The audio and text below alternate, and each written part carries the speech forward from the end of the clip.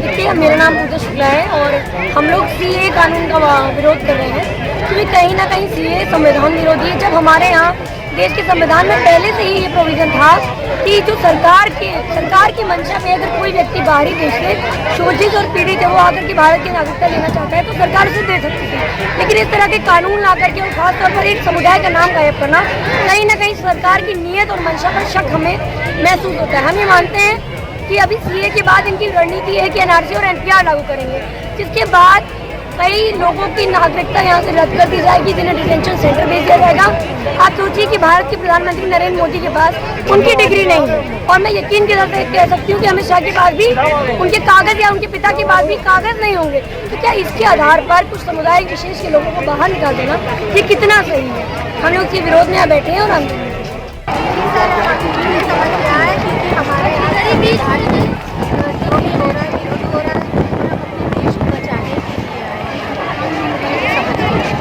क्या आप समझती हैं कि आपके इस इक़्तिदार से हुकूमत मान जाएगी? जी इंशाअल्लाह। कहते नहीं कि सागर बनता है तो देख लीजिए, हम सागर बनने की कोशिश कर रहे हैं। इंशाअल्लाह वो हम सब कामयाब भी होंगे। मेरा पूरा नाम तरन्नुम वसीम अब्बासी है और मैं वसीम बादशाह। सर भी ढकते हैं और हम बाल भी संवारते हैं। हम सर भी ढकते हैं और हम बाल भी संवारते हैं। हम पर्दा भी करते हैं और हम श्रृंगार भी करते हैं। हम उड़ान भी रखते हैं और हम अपनी सरहद भी जानते हैं। तो मोदी जी, हमें ये भी पता है कि बगावत क्या है और आज़ादी क्या है। तो हमें बगावत नहीं, हमें आज़ादी चाहिए। आज दिल की रंजिशें मिटा गया, आज भेदभाव सब भुला गया, आज दिल की रंजिशें मिटा गया, आज भेदभाव सब भुला गया। आजादी से है प्यार, जिन्हें देश से है प्रेम, कदम कदम से कानून बनाया है सीए और एनआरसी, ये संविधान के विरुद्ध बनाया है। और आज हम जो यहाँ पर आए हैं और हमारी बहनें, हमारे बच्चे, हमारे देश की आवाम जो सड़कों पर खड़ी है, वो सिर्फ संविधान को बचाने के लिए खड़ी है। यदि आज हमने संविधान को नहीं बचाया तो कल आने वाला जो भविष्य है वो हमसे संविधान के सवाल खड़ा करेगा कि जब संविधान के विरुद्ध कानून बनाए जा रहे थे तो आप क्या कर रहे थे। पूरे विश्व में जो संख्या है 1.75 ही है जी, और सिख जहाँ से खड़ा होता लाइन वहीं से शुरू होती है। हम लोग अगर कहीं लंगर लगाते हैं ना तो पूरे विश्व में चर्चा का विषय बनता है। वो लंगर हम लोग चर्चा के लिए नहीं लगाते हैं, वो हमारे पिता गुरु साहब ने कहा है, वो हमारी सेवा है। हम लोग हमेशा सेवा के नाम से जाने जाते हैं, तभी हम लोग आज यहाँ पे आए हैं कि हम लोग को सेवा करना है। एक समय था जब कश्मीरी पंडित जो थे हमारे साहब श्री गुरु तेग बहादुर महाराज जी के चरणों में गए कि हम मौलवी के साथ जो है बहुत अन्याय हो रहा है, आप हमारी लड़ाई लड़ो। उन्होंने अपने पुत्र से पूछा, वो काफ़ी कम आयु थी उनकी, ये बहुत अच्छा इतिहास ये बता पाएंगे इसके बारे में। उन्होंने कहा ऐसा ऐसा मेरे पास आए, पुत्र क्या करना चाहिए? कोई इसके लिए पुत्र ने पूछा क्या होना चाहिए? इसमें बलिदानी देनी पड़ेगी। कोई बहुत अच्छे एक जो अच्छा देश के लिए सोचता हो, जो अपने समाज के लिए और लोगों के लिए सोचता हो, उन्होंने कहा आपसे अच्छा कौन होगा?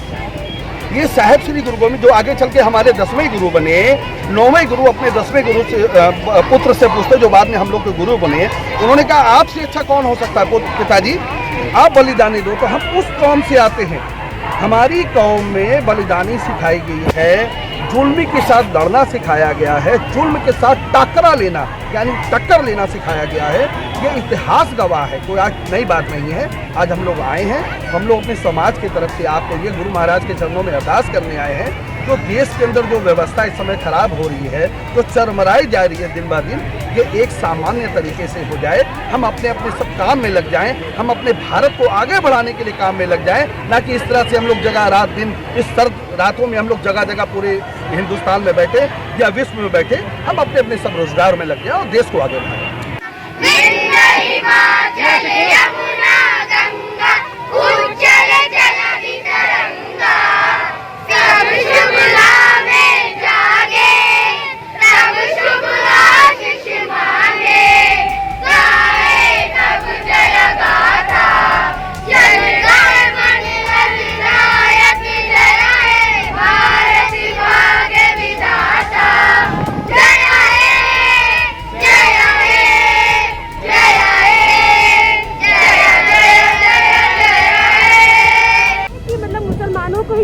सकता तो ऐसे तो बहुत लोग हिंदू मुस्लिम सिख ईसाई बहुत लोग आए हैं। तो अगर मुसलमान को किसी को जो नियम होता है कानून होता है वो सबके लिए होता है। कहने का सारी चीजें घूम फिर के मुसलमान, सारी चीजें घूम फिर के मुसलमान। जी हमें पूरी उम्मीद है इंशाल्लाह हमारी मेहनतें आएगा नहीं जाएंगी। हमें NRC से मतलब छुटकारा चाहिए, CAA से छुटकारा चाहिए, हमें CAA से छुटकारा चाहिए। हम मीडिया के माध्यम से भी बार बार ये बात माननीय प्रधानमंत्री जी से भी कह रहे हैं और अपने इस यूपी के लखनऊ के मुख्यमंत्री से भी यही कह रहे हैं कि हमारी जनता की आवाज़ को सुने। इतनी भारी संख्या में जनता रोडों पर उतर आई है, लोग अपने घर का कामकाज छोड़कर उतर आए हैं, बच्चे लेकर आए हैं लोग और मर्द हजरात सारे कामकाज छोड़कर अपनी बीवियों को यहाँ लाए और आधे से ज़्यादा मर्द ये कहा जा रहा है कि मर्द कंबल में सो रहे हैं। कोई मर्द कंबल में नहीं सो रहा है, आधे मर्द जेल के अंदर चल रहे हैं जिनको दफा 144 लगाई गई थी तो 1 महीने से अंदर है और बाकी मर्द हजरात हमारा सपोर्ट कर रहे हैं। यहाँ बच्चे भी जाग गए हैं, औरतें भी जाग गई हैं, मर्द जाग गए हैं, पूरा इंडिया जाग चुका है, पूरा इंडिया जाग चुका है। अब तो आप सब होश में आ जाएं, सत्ता के लोग होश में आए और सत्ता के लोग देखें कैसे उनकी माएँ बहनें रोडों पर उतर आई हैं। आपको बेटी बचाओ बेटी पढ़ाओ, जब बेटियां इस तरह से रोडों पे खड़ी रहेंगी तो बेटियां कहाँ से पढ़ेंगी और कहाँ से बचेंगी, आप ये बताएं। और सबका साथ सबका विकास लेके चलने वाले हमारे प्रधानमंत्री जी आज अपना ही साथ और अपना ही विकास कर रहे हैं। हम सबका साथ हम सबका विकास वाला लफ्ज़ उनका कहाँ चला गया? हम सबका साथ हम सबका विकास उन्हें करना था।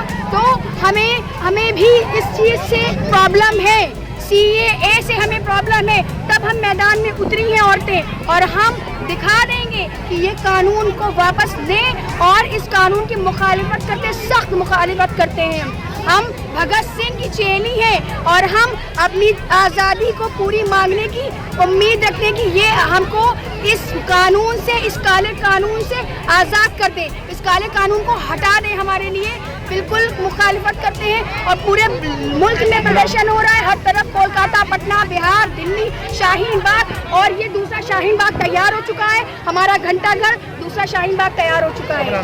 हमारा नाम उस्मा परवीन है, हम लखनऊ से हैं।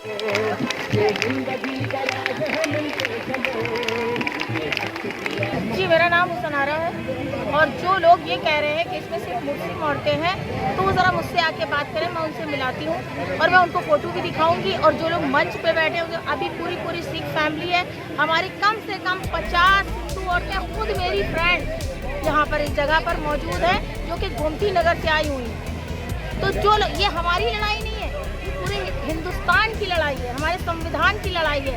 तो इसमें हिंदू मुस्लिम सिख ईसाई कुछ नहीं है, यहाँ हम सब एक ही मंच पे खड़े हैं। और जो लोग ये बरगलाने की कोशिश कर रहे हैं, फैलाने की कोशिश कर रहे हैं, ये भ्रम फैला रहे हैं, ये गलत कर रहे हैं जो भी कर रहे हैं। अच्छा, क्या ख्याल है ये लड़ाई आपकी कब तक चलेगी?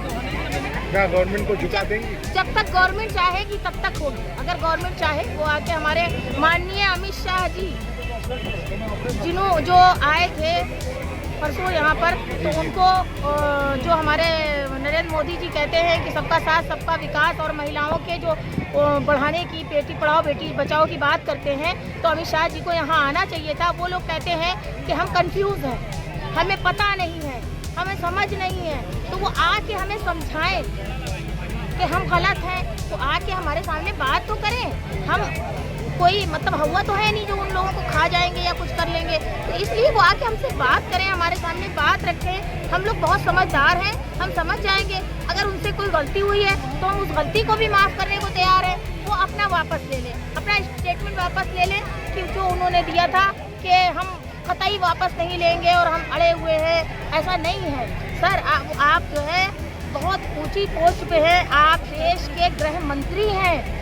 गृह मंत्री आप अपने जो आपका रुतबा है उसको और बुलंद रखिए। हम तो कहते हैं ऊपर वाला और बुलंद रखिए, लेकिन आप आइए तो यहाँ सही, हमसे बात तो करिए, अपनी देश की बहनों से बात तो करिए। जो नरेंद्र मोदी जी कहते हैं कि मुस्लिम, जैसे उन्होंने 3 तलाक का बिल पास किया था, तब उन्होंने ये बोला था कि मुस्लिम जितनी महिलाएं हैं वो सब हमारी बहनें हैं, उन्हें तकलीफ नहीं होनी चाहिए, ठीक है ना। तो आज हमारी 8 दिन से ये हमारी महिलाएं शाहीन बाग में एक सवा महीना हो गया है जो बैठी हैं रोड पे, पूरे देश में जगह जगह बैठी हैं मुस्लिम महिलाएं। तो हम अपने माननीय प्रधानमंत्री जी से पूछना चाहते हैं, उनको तकलीफ नहीं हो रही है क्या? 3 तलाक के मुद्दे पे जो उनको तकलीफ हो रही थी कि लोग हमारी बहनों को छोड़ दिया जाता है, उनके साथ जास्ती करी जाती है, तो अब उनका दर्द कहाँ है? क्यों नहीं उनका दर्द निकल के बाहर आ रहा है? क्या उनके ऊपर कौन से चश्मा लगा दिया गया है आखिर में, जो देश में उनको महिलाएं नहीं दिख रही हैं? हम लोग यहाँ पर पूरी रात खुले आसमान के नीचे छोटे छोटे बच्चों को लेके बैठते हैं। तो क्या हमारे प्रधानमंत्री मोदी जी को ये नहीं दिख रहा है कि हमारे देश की महिलाएं पीड़ित हैं? और पीड़ित हैं तो क्यों पीड़ित हैं? अगर हम कंफ्यूज हैं, हमें कुछ पता नहीं है, तो उनका फर्ज नहीं बनता कि वो आके हम लोगों को समझाएं? ठीक है ना, हमें समझाया कि हम समझ जाएंगे।